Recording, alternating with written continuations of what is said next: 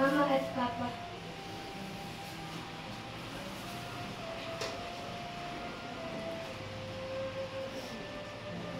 Malagaan po kami tatlo magkakapatid dahil dyan pinangamat po.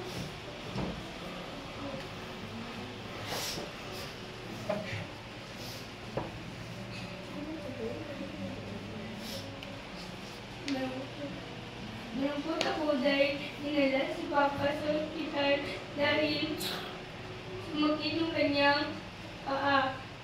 Kaya dinala ako ni Mami Judy sa ospital at tinignan ko si Papa. Awang-awa ko sa kanya. Diyan lang po. Maraming salamat.